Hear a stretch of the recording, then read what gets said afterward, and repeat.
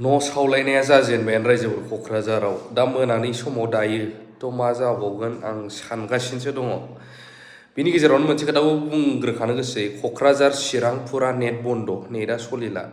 आं बे भिडिअखौ बोरै आपल'ड खालामदों होनोब्ला बा बोरै आपल'ड खालामगोन होनोब्ला आंना लाकिलि पस्टपेड सिमा खामानि होयो। पस्टपेड प्रिपेडफ्राथ' जास्राखाला आंना पस्टपेडआ खामानि होदों। आं बेजोंनो भिडिअखौ आपल'ड खालामगोन बा खालामबाय। ओमफ्राय किसुमानना क'क्राझार एरिया चिरां एरिया जायफ्रा वाइफाइ दङ लेन्डलाइन बोनाय बा फाइबार बोनाय बिसिना सोलिनो हागौ बा सोलिदों जानांगौ। ओरैनोथ' नर्मेल ओमफ्राय नेट गासिबो बन्द' जाजोब्बाय सलिया एयारटेल जिअ होन मा होन।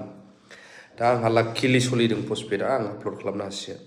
दा सावनायाथ' जालायगासिनो दंखायो ओरै आवदां साइडजों।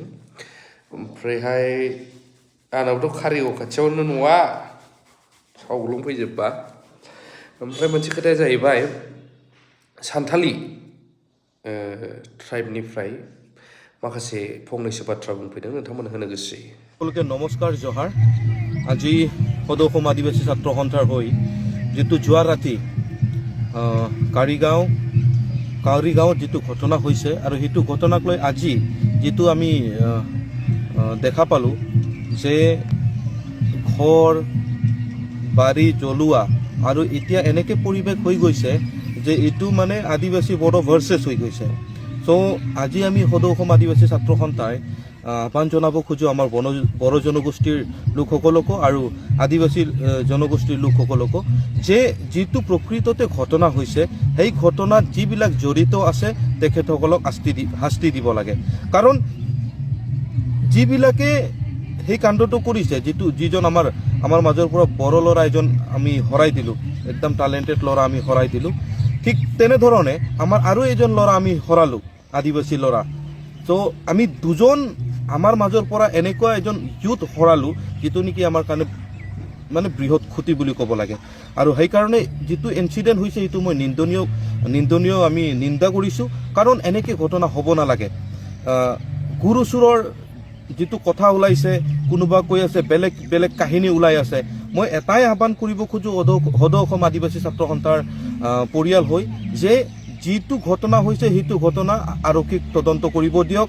যিসকলে দোষী আছে, যিসকলে কাণ্ডটো কৰিছে, যিসকলে মৰিয়াই এজন ব্যক্তিক নিক্ষেপ কৰিলে, মাৰি পেলালে, তেনেধৰণৰ ব্যক্তিসকলক এৰেষ্ট কৰিব লাগে আৰু এইটো আইনী দণ্ডনীয়।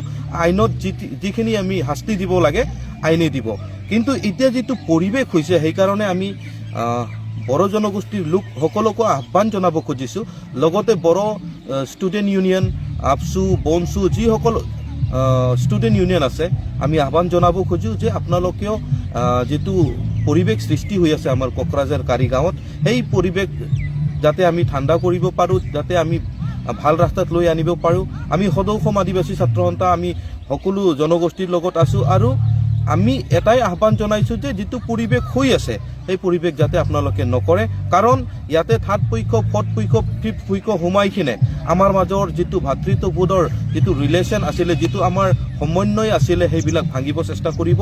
সেইকাৰণে মই সকলোকে কোকৰাঝাৰবাসী সকলোকে আদিবাসী বড়ো জনগোষ্ঠী সকলোকে মই আহ্বান জনাব খুজিছোঁ যিটো পৰিৱেশ হৈ আছে সেইটো পৰিৱেশৰ পৰা আপোনালোকে বিৰত থাকিব লাগে আৰু পৰিৱেশ ঠাণ্ডা কৰাৰ কাৰণে আপোনালোকে চেষ্টা কৰিব লাগে।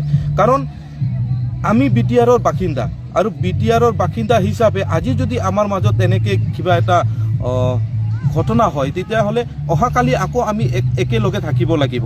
আৰু যিটো আমাৰ ৰিলেশ্যন আছে বড়ো, আদিবাসী, চান্তাল, ওৰাং, মুণ্ডাৰ, এনেকৈ যিটো ৰিলেশ্যন ভাতৃবোধৰ ৰিলেশ্যন আছে সেইটো যাতে আমি ভাঙি নেপেলাওঁ। কাৰণ 1996 বা 1998ত আমাৰ তেনেকৈ হৈছিল আৰু আমি সেইটোৰ পৰা এটা ভাল পৰিৱেশলৈকে অহাত আমাৰ বহুত দেৰি হৈছিল আৰু যিটো উন্নতি হ'ব লাগিছিল আমাৰ দুটা জনগোষ্ঠীৰ সেইটো কিন্তু আমি পিছুৱাই গৈছিলোঁ।